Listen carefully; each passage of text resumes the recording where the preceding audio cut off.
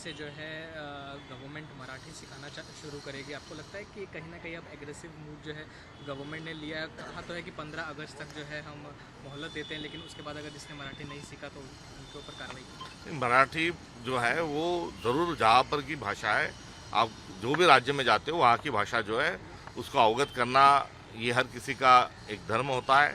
और इसको राजनीतिक तरीके से न देखते हुए यहाँ की जो भाषा है, यहाँ बहुत लोग जो मराठी भाषा बोलते हैं उसका सम्मान करते हुए मराठी भाषा सबने बोलने का कोशिश करना चाहिए और मराठी सीखना चाहिए। कमर्शियल सिलेंडर की कीमतों में आज से वृद्धि हुई है।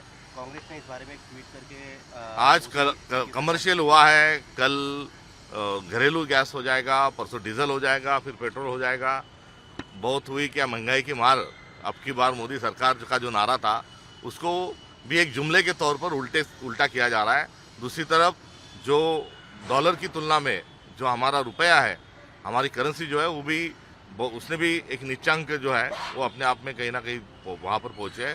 तो मोदी सरकार ने अपने कार्यकाल में जो पूरा राजपाट चौपट किया उसका ये नतीजा है। एग्जिट पोल्स सामने आ चुके हैं। वेस्ट बंगाल में कहीं पे बीजेपी की सरकार वापस बनने की तैयारी दिख रही है। लोगों में उत्साह अलग तरीके से हमें नजर आ रहा है।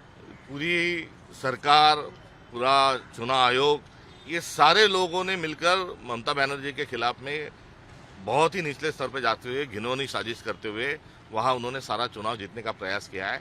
मुझे लगता है कि ये एग्जिट पोल भी एक उसी कड़ी का, उसी साजिश का एक अध्याय होगा। लेकिन बीजेपी ये कह रही है कि गुंडा राज हम खत्म करेंगे, वहीं जो है पोलिंग बूथ्स पे टीएमसी के गूंज जो है वो आ रहे हैं, मारपीट कर रहे हैं। जो गुंडे हैं जिनका किरदार दंगों फसाद से रहा है, जिनके नेता तड़ीपार एक जमाने में हुआ करते थे, उनके मुंह से गुंडागर्दी को खत्म करने की बात शोभा नहीं देती। सर एक बार आप वापस मतलब ईवीएम पे आरोप लगा रहे हैं कि इस बार वापस जो है ईवीएम हैक किया। चुनाव आयोग जो है वो चुनाव आयोग ने पिछले दिनों आप उनके ट्वीट देखोगे और उनकी भूमिका देखोगे तो बहुत ही व्यक्तिगत स्तर पर आते हुए उन्होंने टीएमसी के खिलाफ भी जो बातें की है उसको लेके कुल चुनाव आयोग का ही जो पूरा किरदार है वही शक के घेरे में है।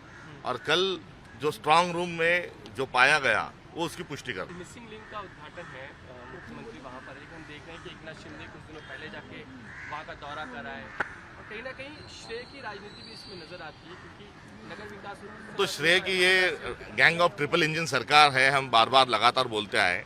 अब अजीत दादा जाने के बाद उनका पक्ष कहीं ना कहीं देवेंद्र जी ने अपने जेब में रख लिया है। मगर अब दो जो गुट है, दो गैंग है, एक एकनाथ शिंदे जी की और दूसरी देवेंद्र फडणवीस की, इनकी जो गैंग वॉर है वो मिसिंग लिंक के दरमियान भी दिखाई दे रही है। मगर मिसिंग लिंक है जो है वो भ्रष्टाचार जो है बढ़ा हुआ है, गवर्नेंस की मिसिंग लिंक है, जो गुंडागर्दी का लॉ एंड ऑर्डर जो है उसके साथ एक मिसिंग लिंक है, किसानों के साथ मिसिंग लिंक है। तो मिसिंग लिंक जो है ये सरकार ही जो है ये मिसिंग लिंक इसका नाम दे देंगे तो ज़्यादा ठीक रहेगा। मिसिंग लिंक को अजित पवार जी का नाम दे तरीके की मांग भी रखी गई थी। दूसरी तरफ अगर हम देखें तो कल एकनाथ शिंदे खुद जाके पूरे उद्घाटन से पहले उन्होंने वहाँ पे फोटो सेशन भी किया हुआ नजर आ रहा है। कहीं पे इंफ्रास्ट्रक्चर मैन कौन बनेगा इसके लिए बहुत ज़्यादा कंपटीशन नजर आ रहा है। अब मोदी जी अकेले जाके जो देखने का उनका जो एक आदत थी वही आदत अभी कहीं ना कहीं शिंदे जी करते हुए नजर आ रहे हैं। ये तो श्रेय की नहीं, तो श्रेय के साथ बहुत सारी चीज़ें हैं। ठेकेदारी जो है वो भी कहीं ना कहीं छुपी हुई है और ये जो पहले कहा ये गैंग वॉर है और उसी का ही नतीजा है। लेकिन कांग्रेस चाहते हैं कि अजित पवार के नाम से मिसिंग लिंक का नाम रखा जाए। शासन उनका है, अजित पवार एक गद्दावर नेता है, वहाँ के लोगों की भी मांग है और शासन का अधिकार है, वो उसको फैसला ले। सर पहले विधान परिषद, पहले राज्यसभा, फिर विधान परिषद, आप बार बार कांग्रेस सरेंडर के मोड में जा रही है। क्या वो वजह है कि कांग्रेस हर चीज़ सरेंडर करते जा रही है, अपना दावा क्यों छोड़ रही है? नहीं, देखिए हमारे 16 विधायक है, शिवसेना के 20 है और 10 राष्ट्रवादी के हैं।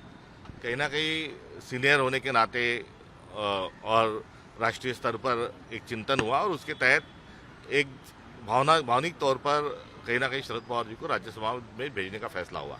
अब दूसरा जो है संख्या के बल के अनुसार हमसे 4 सीटें ज़्यादा शिवसेना के पास है, इसलिए अभी वो है। अगली बार जो है कांग्रेस वहाँ पर प्रायोरिटी लेते हुए वहाँ नजर आएगी।